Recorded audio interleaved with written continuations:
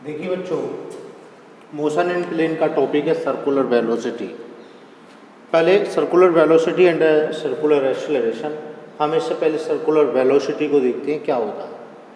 तो जैसे कोई पार्टिकल है वो इस सर्कल में जिसका रेडियस r है, इस r रेडियस के सर्कल पर घूम रहा है, मूव कर रहा है। तो किसी टाइम उसकी पोजीशन है यहाँ ए पॉइंट पर और कुछ देर बाद उसकी पोजीशन हो जाती है बी पॉइंट सी पॉइंट पर। तो पहले इस पोजीशन है T1 पर, T1 से स्टार्ट करता है T=0, तो यहाँ T1 और यहाँ T2। 0 से T1 तक B पॉइंट तक गया तब उसका एंगल बना θ1, और जब B से C तक गया तब टाइम हो गया T2 और एंगल बना जो यहाँ से लिया है एंगल वो θ2 है। तब इन दोनों के बीच का एंगल डिफरेंस रहा डेल्टा थीटा या डी थीटा। स्मॉल एंगल है दैट मीन्स डी थीटा। तो the rate change of angular velocity, the rate change of angular displacement,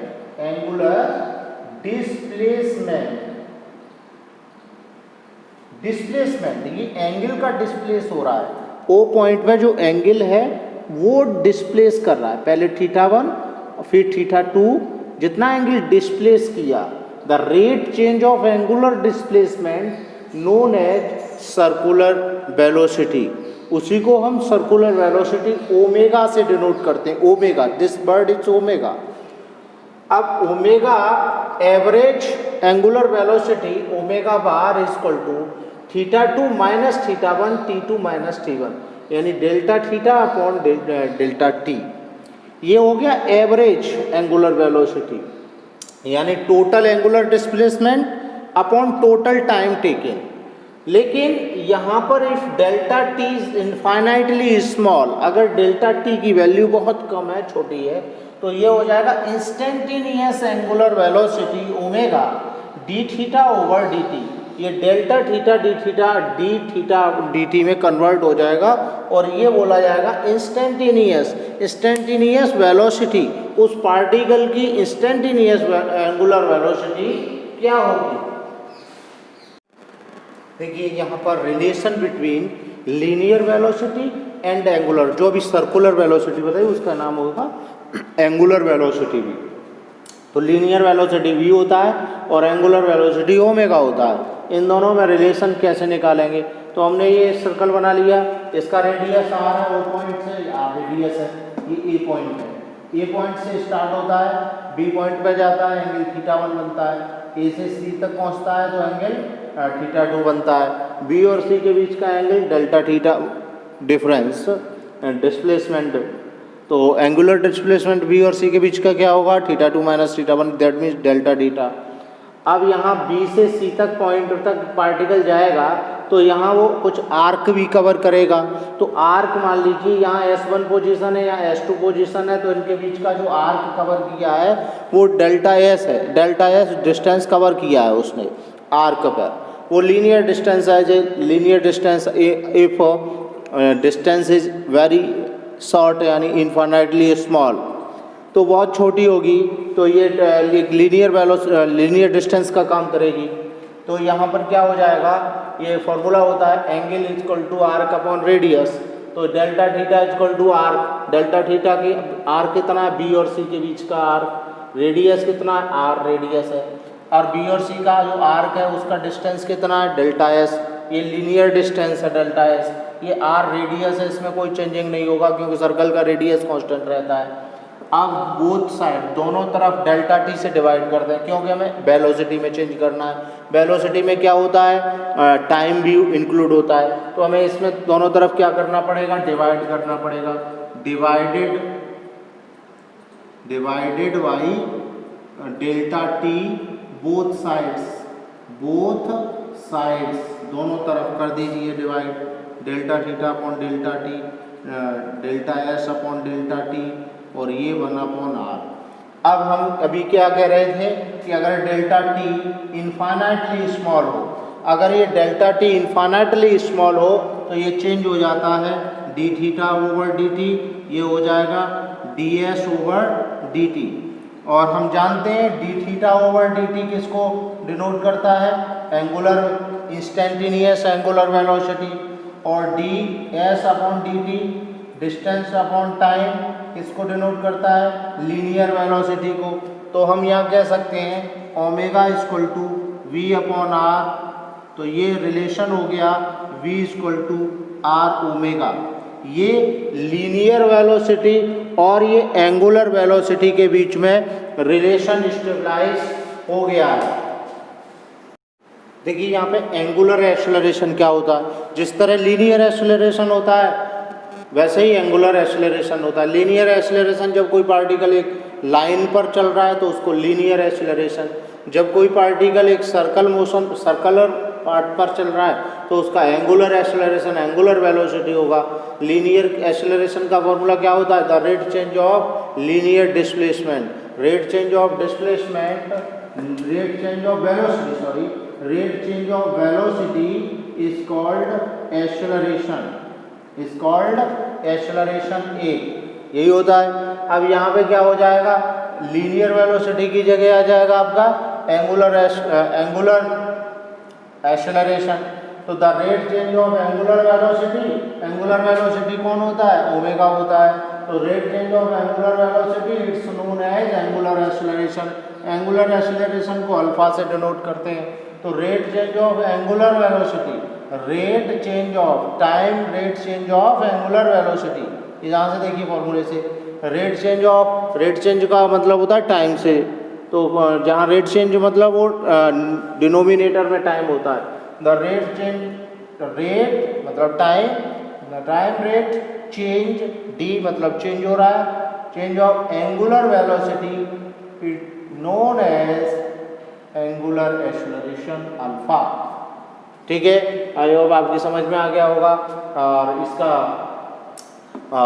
theta का होता है, थीटा का ऐसा यूनिट क्या होता है, थीटा का ऐसा यूनिट होता है रेडियन। अब ये ओमेगा बना था, ओमेगा किससे बना था, D theta upon D T. तो इसका ऐसा ही यूनिट क्या हो जाएगा, इसका यूनिट हो जाएगा रेडियन पर सेकेंड। क्या हो जाएगा, रेडियन पर सेकेंड। अब जब इसका रेडियन पर सेकेंड हो जाएगा तो इससे बना ये, तो इसका क्या हुआ, रेडियन पर सेकेंड। तो इसका क्या हो जाएगा, देखिए यूनिट क्या हो जाएगा, इसका यूनिट हो जाएगा इसका ओमेगा का तो होता है रेडियन पर सेकेंड, और एक टाइम और है नीचे, तो एक सेकेंड और है, तो यहाँ क्या हो जाएगा रेडियन सेकेंड, एक और ऊपर चला जाएगा, सेकेंड -2, रेडियन पर सेकेंड स्क्वायर कह सकते हैं इसे। तो ये इसका यूनिट हो गया, वो एंगुलर वेलोसिटी का यूनिट हो गया। मान लिया सेंट्रीपिटल एक्सेलरेशन का टॉपिक है, इसमें सेंट्रीपिटल एक्सेलरेशन क्या होता है कि जब हम किसी पार्टिकल को किसी डोरी से बांधकर ऐसे घुमाते हैं तो उस डोरी की तरफ एक सेंटर की तरफ एक फोर्स होता है जिसका नाम होता है सेंट्रीपिटल फोर्स, और उस फोर्स के डायरेक्शन में एक एक्सेलरेशन भी आता है। जिधर फोर्स होता है और पार्टिकल मूव कर रहा हो तो फोर्स के अलोंग एक एक्सेलरेशन होता है जिसको बोलते हैं, यहाँ पर एक सेंट्रल की तरफ जैसे कोई पार्टिकल है और वो मूव कर रहा है तो वो यहाँ सेंटर की तरफ एक फोर्स जनरेट करेगा जिसके कारण इसमें एक एक्सेलरेशन भी आ जाएगा उसी डोरी में, तो वो उसका डायरेक्शन भी सेंटर की तरफ ही होगा, तो उसको बोलते हैं सेंट्रीपिटल एक्सेलरेशन। क्योंकि फोर्स और एक्सेलरेशन दोनों वेक्टर क्वांटिटी है इसलिए उनमें डायरेक्शन भी होगा। तो फोर्स का जिस तरह डायरेक्शन सेंटर की ओर होता है उसको सेंट्रीपिटल फोर्स कहते हैं, और जिस एक्सेलरेशन का डायरेक्शन सेंटर की ओर होता है तो उसको भी सेंट्रीपिटल एक्सेलरेशन कहते हैं। तो इस तरह जब कोई सर्कुलर पाथ पर कोई बॉडी मूव करती है तभी ये एक्सेलरेशन और ये फोर्स होते हैं। तो अब हम यहाँ देखते हैं कि किस तरह से हमें इसको डिराइव करना है कि सेंट्रीपिटल एक्सेलरेशन को निकालने के लिए फॉर्मूला कैसे बनाएं। तो मान लीजिए कोई रेडियस आर है, उसमें एक कोई पार्टिकल है, वो सेंटर से बंधा हुआ है और उस सर्कल पर ऐसे मूव कर रहा है जिसकी वेलोसिटी कांस्टेंट है, कांस्टेंट वेलोसिटी यानी 10 मीटर पर सेकेंड स्क्वायर से मूव कर रहा है। तो ये किसी भी कांस्टेंट वेलोसिटी से मूव कर रहा है, लेकिन हम ये देख पा रहे हैं कि ए पॉइंट पर जब वो होगा पार्टिकल, तो उस समय उसका जो मूव होगा, मूव का डायरेक्शन, तो वो उधर ई v1 की तरफ होगा। तो velocity is a vector quantity. तो यहाँ जो टेंजेंटियल वेलोसिटी होगी, जो डायरेक्शन को बता रही होगी 10 मीटर पर सेकेंड, 10 तो उसका मैग्नीट्यूड हो गया और डायरेक्शन ये इधर हो गया, तो टेंजेंटियल डायरेक्शन होगा। सर्कल पर इस तरह से टेंजेंटियल डायरेक्शन होगा। तो ये जो वेलोसिटी का डायरेक्शन है, तो ये वेलोसिटी वेक्टर क्वांटिटी, और वेलोसिटी में दोनों होते हैं, डायरेक्शन भी होता है, मैग्नीट्यूड होता है, अकेले मैग्नीट्यूड से काम चलने वाला नहीं है। तो यहाँ पर क्या हो रहा है कि यहाँ उसके पास क्या हो रहा है, मैग्नीट्यूड है और डायरेक्शन भी है। देखिए डायरेक्शन इधर है, बी पॉइंट पे पार्टिकल पहुँच गया, तो बी पॉइंट पे वैल्यू पूछी जाए कि उसका मैग्नीट्यूड का कितनी स्पीड से चल रहा है, 10 मीटर से ही चल रहा है, लेकिन उसका डायरेक्शन मूव किधर है, इधर डायरेक्शन है। तो वेलोसिटी में दोनों चीज़ें कवर करनी पड़ती हैं, डायरेक्शन भी कवर करना पड़ता है और मैग्नीट्यूड भी कवर करते हैं। तो इसमें इधर मैग्नीट्यूड है, सॉरी मैग्नीट्यूड कांस्टेंट है, डायरेक्शन इधर है, यहाँ मैग्नीट्यूड कांस्टेंट है, डायरेक्शन इधर है, और ये दोनों ए और बी के बीच में एक लीनियर डिस्टेंस भी आर्क वाली कवर कर लेते हैं, जिसका वैल्यू डेल्टा एस, और ये एक एंगल सबटेंड करते हैं डेल्टा डीटा, रेडियस कांस्टेंट रहता है। अब हम इन्हीं वेलोसिटी से दूसरा वेक्टर जनरेट कर, दूसरा ट्रायंगल बना लेते हैं। जैसे मान लीजिए ये ए पॉइंट है, यहाँ से उगाड़ के इसको इधर रख लिया, ये v1 हो गया भाई, और ये वाला यहीं से ऐड करके इधर कर लिया, ये हो गया v2, ठीक है। अब ये PQR, अब ये v1 है, v2 है, तो ये क्या हो जाएगा, ये हो जाएगा डेल्टा v, ये डेल्टा v हो जाएगा। लेकिन अगर हम इनके मैग्नीट्यूड के हिसाब से देखें, यहाँ पर भी वेक्टर डेल्टा थीटा होगा ये एंगल, क्योंकि इसी एंगल के पार्ट से बना हुआ है।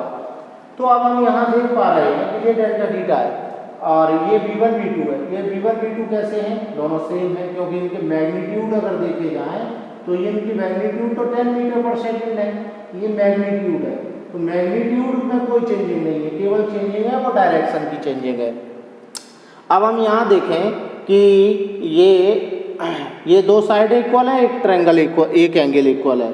ऐसे ही यहाँ ये दोनों साइड मैग्नीट्यूड में इक्वल होंगी, लेंथ इनकी इक्वल होगी और एंगल भी इक्वल है, यानी दोनों ट्रायंगल कैसे हैं, कॉन्ग्रुएंट ट्रायंगल है, ट्रायंगल OAB और कॉन्ग्रुएंट ट्रायंगल PQR, ये आपस में दोनों ट्रायंगल कैसे होंगे, कॉन्ग्रुएंट ट्रायंगल होंगे। और कॉन्ग्रुएंट ट्रायंगल की क्या होता है कि उनकी जो साइड का रेशियो होता है वो इक्वल होता है। दोनों कॉन्ग्रुएंट ट्रायंगल हैं तो उनकी साइडों का रेशियो भी इक्वल होगा।